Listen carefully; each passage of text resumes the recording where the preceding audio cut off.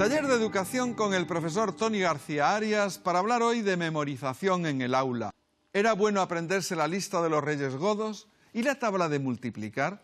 ¿Qué contenidos deben y qué contenidos no deben aprenderse de memoria y por qué? Bienvenido, ¿qué tal? Hola, muy bien, Salva, encantado. El premio, ¿no? El premio, Qué aquí bueno. está, aquí lo tenemos, el premio Educa. Bonito. Es muy bonito, sí, muy significativo, con el lápiz y bueno, muy sencillito, pero muy representativo. ¿Y el libro? Cuéntanos. Y el libro, pues mira, el libro son las 50 historias de los 50 profesores nominados que han llegado a ser finalistas de este premio y cuentan su historia personal tanto como estudiantes como docentes. Pues es muy interesante, Muy ¿no? interesante. Porque habrá de todo, claro. Habrá profesores que han sido brillantísimos y profesores que, bueno, que han Sí. ido ahí tirando, ¿no? Correcto. Y luego a lo mejor han sido los mejores, ¿no? Efectivamente, eso pasa muchas veces, que un mal estudiante puede llegar a ser muy buen alumno. Y aquí está la historia de compañeros que he tenido la oportunidad de conocer. No voy a nombrarlos porque es imposible nombrar a todos, pero gente extraordinaria, maravillosa, con la que he tenido una experiencia a la recogida de este premio que ha sido realmente muy emotiva, aparte de que bueno, ha sido un aprendizaje enorme con todos estos talentos que tenemos aquí.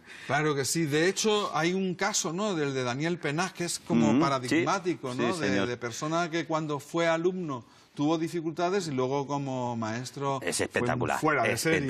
espectacular. Sí, señor. Bueno, vamos a hablar de nuestro tema, ¿no? ¿Qué es necesario y por qué aprenderse de memoria? A ver, la memoria es fundamental para el aprendizaje. De hecho, no habría aprendizaje sin memoria. Tú imagínate, nosotros vemos un radiador que desconocemos, no sabemos lo que es, lo tocamos, nos quemamos. Eso queda grabado en nuestra memoria y ya no volvemos a cometer el error de tocarlo, ¿no? Entonces, la memoria es básica para el aprendizaje y para la subsistencia. Claro. ¿Y cuándo sabemos que algo debe aprenderse de memoria y cuándo no? Porque, por ejemplo, en el caso de la educación, lo que se aprende no es lo inmediato. Es decir, no aprendes a no tocar el radiador, sino que son cosas que están fuera de tu espacio-tiempo normalmente, ¿no? Es decir, es algo histórico, algo, ¿no?, Sí. de fuera de tu ámbito, ¿no? Sí, Lo que mira, estudias. la memorización es una función del cerebro que, de una manera muy básica, podemos decir que lo que hace es guardar y recuperar tanto recuerdos como aprendizajes. Cuanto más significativos son esos aprendizajes, pues más quedarán en la memoria. Digamos, en general hay tres tipos de memoria. La memoria sensorial, que es la memoria de los sentidos, y luego hay una memoria a corto plazo, que es la que dura 30 segundos, y una memoria a largo plazo. Esa memoria a largo plazo es realmente la memoria de aprendizaje. Esa memoria, para que sea significativa, tiene que basar los aprendizajes nuevos en aprendizajes que para ti ya estén ahí guardados y sean significativos en tu vida. A ver, ¿y eso cómo se traduce a la práctica? Pues mira, eso es muy sencillo. Cuando nosotros tenemos un aprendizaje automatizado, por ejemplo, como el montar el bicicleta, eso es un aprendizaje que ya queda para siempre, porque es algo que recupera tu mente de una manera mecánica, ¿no? Para lo que es el aprendizaje propiamente dicho de los conocimientos, los contenidos, esos aprendizajes, si no tienen significación en tu vida, durarán un tiempo y luego morirán porque no los vas a utilizar y, por tanto, el cerebro libera espacio para poder aprender por otro lado y seguir acumulando en conocimientos. Por eso es tan importante que en educación los nuevos aprendizajes que le demos a nuestros alumnos sean significativos, porque si no, solo los vomitarán y el cerebro se encargará de eliminarlos. Por ejemplo, lo que hablábamos al comienzo de la presentación de la lista de los Reyes Godos, Efectivamente. ¿no? Si los Reyes Godos tienen un nombre y luego detrás de ese nombre hay una biografía, hay una historia, hay un relato, pues vale, pero si no... Si no, pues un listado que te puedes aprender como una retahíla que queda ahí en el Como cerebro. si te aprendes, yo qué sé, la guía telefónica. Efectivamente, la guía telefónica no tiene utilidad en tu vida, eso si lo vas ejercitando seguirá ahí, pero en el momento que dejes de ejercitarlo desaparecerá porque para ti no es válido ni para subsistir ni para vivir, ¿no? Claro, en el caso de la tabla de multiplicar sí, ¿no? Porque si vas a operar... Tienes que acordarte, si tienes que hacer cada vez que vas a hacer una multiplicación la operación para saber cuál es el resultado, ¿no? 7 por 8, espera, 8, no. Efectivamente, ahí está. Mira, tenemos aquí una frase precisamente de Confucio que nos dice: dime algo y lo olvidaré. Enséñame algo y lo recordaré. Hazme partícipe de algo y lo aprenderé. Que es la finalidad de la escuela, ¿no? En este caso, asociado a lo que comentas tú, las tablas de multiplicar son muy útiles para la vida diaria, son muy útiles cuando vas a una tienda y necesitas calcular el tanto por cien de descuento que te van a hacer una camisa, pues es importante que tu cerebro sepa utilizar esos mecanismos para decir, pues me van a descontar tanto. Las tablas de multiplicar hay que aprenderlas y hay que memorizarlas. ¿Cuál es el problema? Que, digamos, hay distintos tipos de ejercicios para memorizar. Podemos hacer sentados, aquí sentados, mirando la tabla de multiplicar una y otra vez, cantarla, hasta que como la cantábamos de pequeños. Recitarla, sí. O jugar, porque hay juegos online donde practican las tablas de multiplicar, pero más tarde o más temprano tienes que aprenderla.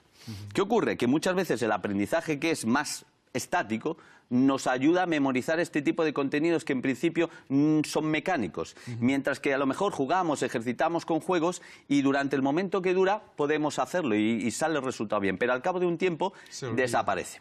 Entonces eso nos estamos encontrando con alumnos de secundaria que no saben siquiera las tablas de multiplicar porque no se han sentado, digamos, a memorizarla de una manera mucho más mecánica. ¿Y sirve de mucho aprenderse cosas que no se entienden? ¿Aprenderse de memoria cosas que no se entienden? Aprenderse cosas de memoria que no se entienden no tiene ningún significado. Lo importante para el aprendizaje es que ese aprendizaje nuevo se siente sobre un aprendizaje que tú ya tienes. Si no, esa cola, ese pegamento no va a existir, con lo cual en un tiempo eso se olvidará. Es importante memorizar, por ejemplo, si es una obra de teatro, pues tenemos que memorizarla. No podemos llegar a ver una obra de teatro y la gente allí con los papeles leyendo porque sería aburridísimo, ¿no? Claro. Con lo cual el aprendizaje es bueno, pero siempre que tenga un objetivo, una funcionalidad. Si nosotros no le decimos al alumno, mira, esto que estamos memorizando vale para esto, pues al final no tendrá ninguna motivación para él, ¿no? Y se sabe bien claramente, ¿no?, qué es lo que debe ser memorizado y qué es lo que no debe ser memorizado en la escuela. Mira, te voy a enseñar una pirámide ahora que representa lo que el cerebro olvida al cabo de 2 semanas. Fíjate, es muy curioso. Si lo que ha aprendido lo ha escuchado, se olvida, solo se recupera el 5%. Al cabo de 2 semanas solo recuerda el 5%. Si lo ha leído, se recupera un 10%, aproximadamente, un 10-15%. Si lo ha visto, se recupera un 20%. Si lo ha visto y lo ha escuchado, se recupera un 30%. Y fíjate al final de la pirámide, nos vamos al final de la pirámide, lo más curioso, si lo hace, si lo experimenta, si lo practica, está memorizando, porque la memorización siempre existe, pero de una manera mucho más atractiva, recupera 75% de lo que ha hecho. Y si lo explica, fíjate lo curioso, si se lo explica a otro, recupera el 90%. O sea que muchas veces el empoderamiento que hablamos de los menores, el empoderarlos para que ellos transmitan los conocimientos que han aprendido a través de proyectos de innovación, a través de exposiciones, hace que su aprendizaje aún se arraigue más todavía. Porque tiene que memorizar cosas que para él son significativas porque las tiene que explicar a otro. Fíjate qué curiosa esta tabla. ¿Y esto se hace en el sistema nuestro? Seguimos, ¿Suficientemente? yo creo que no. Seguimos, fíjate, yo creo que tenemos un problema. Estamos evaluando por competencias, yo creo que sí que se está empezando a evaluar por competencias, pero se está siguiendo explicando por contenidos. Y es un gravísimo error. Seguimos evaluando de una manera más bien memorística. Explica eso un poco, porque eso tiene... Quiero decir, que yo sé que para los profesores está muy claro, pero para los demás, explica eso. Vamos a hacerlo de una manera sencilla. Nosotros ahora debemos evaluar lo que el alumno sabe hacer. No tanto lo que sabe, sino lo que sabe hacer con todo lo que sabe. ¿Vale? Eso es fundamental. Es la competencia, es el que todo lo que sabe de matemáticas, que sepa a través de un ejercicio donde se le pide descuentos o donde se le pide que calcule rutas, todo mucho más funcional que antes, no es el enunciado de antes, pues que el alumno sepa desarrollarlo con tranquilidad, que sepa, por ejemplo, un ejercicio que se hace en competencias, es decir, pues Manuel tiene un tractor amarillo y recorre tantos kilómetros, Juan tiene un tractor verde y recorre tantos kilómetros. ¿De qué color es el tractor de Juan? Y los niños automáticamente suman. Porque cree, como hay 2 cantidades, creen que tienen que sumar. Eso es trabajar por competencias. Es decir, no siempre toda la información que os demos va a ser para algo. O sea, hay información que tienes que captar. Claro, que puede ser redundante, que no significativa. Efectivamente. Pero nosotros seguimos enseñando digamos, el enunciado clásico de suma las distancias de los 2 tractores. Claro. ¿Sabes? Y ese es ahora mismo un desequilibrio que hay en educación. Se enseña por contenidos, pero evaluamos por competencias. ¿Y eso tiene arreglo? Eso tiene arreglo. Hay que aprender, lo que pasa es que cuesta, porque el profesorado tiene que acostumbrarse a que lo que explica no solo valga para memorizarlo, exponerlo en un examen o exponerlo a través de, digamos, de una exposición oral y ahí se queda, ¿no? Tiene que acostumbrarse que los aprendizajes que estamos enseñando valgan para algo, tengan un significado. Podemos enseñar las áreas en una libreta o podemos salirnos al campo de fútbol sala que tenemos abajo y medirlo. Entonces, tenemos que darnos cuenta que lo importante es ejercitarlo. El aprendizaje es el mismo, pero fuera se aprende de una manera y dentro del aula se aprende de otra distinta. ¿Y habrá tiempo para hacerlo? Sí, tienes que cambiar un poco lo que es la metodología y tienes que cambiar un poco la concepción de qué se enseña. Ya no se enseña para saber, se enseña para ejecutar con lo que sabes.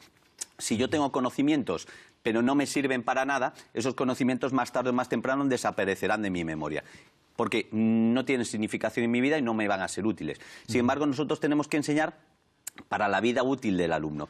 Y cuesta un poco porque los docentes estamos acostumbrados al tema, examen, tema, examen, tema, examen. Y no es tanto así. Quiero enseñarte una gráfica que habla de la Revolución Francesa y de la Revolución Rusa. Fíjate, nosotros podemos dar en clase la Revolución Francesa, fechas fundamentales, principales personajes, causas y consecuencias. Y yo le hago el examen. Dime en qué fecha tal. O dime en qué fecha surgió la Revolución Francesa, la fecha en que se hizo esto y lo otro. Dime los personajes principales. Y yo hago un examen. Cojo la Revolución Rusa y hago otro examen. Yo estoy evaluando una cosa, un aprendizaje memorístico que no tiene en sí mucha razón de ser. El niño lo aprenderá, lo escribirá y ahí se olvidará. Pero si yo no les pido eso y le pido que me hagan un análisis de las similitudes y las diferencias que se produjeron para que hubiera una Revolución Rusa y para que hubiera una Revolución Francesa, ahí ya le estoy obligando a que todos esos contenidos ya no los haga memorísticos, sino que los relacione, que consiga saber por qué sucedió una cosa con otra, porque hay muchas similitudes en las revoluciones y muchas diferencias. Ese es un aprendizaje significativo, porque aquí el niño podrá poner en juego todo lo que sabe. Si yo solo digo fechas, personajes, causas y consecuencias, lo memorizará, lo vomitará y se irá para casa. Claro. Lo que plantea eso también es que el niño tenga la suficiente madurez como para poder entender y relacionar, ¿no? Claro. Porque si adelantamos los contenidos, que es muchas veces insistimos en eso, ¿no? Pero si adelantamos los contenidos y encima le preguntamos al crío que relacione eso... Claro, fíjate, esto se puede llevar a nivel básico de niños de infantil o niños de primero, esto estamos hablando de niños sextos, niños de primero de la ESO, etcétera, pero similitudes y diferencias entre un pez y un loro. Claro. Claro, si es que podemos hacer lo mismo. No aprende el pez tiene... No, dice el pez tiene esto, pero el loro tiene esto. Y sabe diferenciar, ¿no? Y tenemos ese problema que acabas de decir tú. Ahora mismo hay una cantidad de contenidos que no están bien relacionados con las edades de los alumnos, con la madurez de los alumnos. Hay unos contenidos excesivos y además no te permiten hacer este tipo de cosas, que es el problema que tenemos. Es lo que realmente, lo importante. Le va a servir al crío, efectivamente. ¿no? Por eso yo digo muchas veces que una de las cosas fundamentales en educación es que hay que volver a sentarse, ver los contenidos que hay y eliminar muchos que para la vida de nuestros menores de aquí a 20 años no les va a servir de absolutamente nada. Porque ¿eso quién lo decide, Toni? Eso en principio es la ley educativa, la hacen, es el problema de siempre, la hacen buenos profesionales en lo suyo, en su campo, pero son de universidad fundamentalmente, o pedagogos que no conocen la realidad de los alumnos, sí que lo conocen de una manera técnica, pero no saben las necesidades que hoy en día tienen, no saben los miedos que hoy en día tienen, la problemática, la forma de aprendizaje que es distinto. Entonces deciden con unos contenidos que ellos consideran que son importantes, pero no se dan cuenta de que no educamos para hoy, educamos para dentro de 20 años y estos niños tienen que aprender computación. Estos niños tienen que aprender más idiomas, estos niños tienen que aprender Word, tienen que aprender a utilizar procesadores de imágenes y no los están haciendo, no se lo están dando. Y es lo que tenemos que hacer porque el día de mañana lo van a necesitar. Y además es lo que ellos demandan también. Y es lo que ellos demandan, porque claro, es su vida. O sea, están en un entorno donde nosotros teníamos una pizarra, un pizarrín que se llamaba en aquella época. El pizarrín ahora es un iPad. Y, efectivamente, el pizarrín de antes es un iPad de hoy, correcto, efectivamente. Ha sido un verdadero placer, Toni. Muchísimas gracias. De nuevo, enhorabuena. Muchísimas gracias. Y muchas gracias por hacernos partícipes del premio. Nada, genial. De verdad. Gracias a vosotros.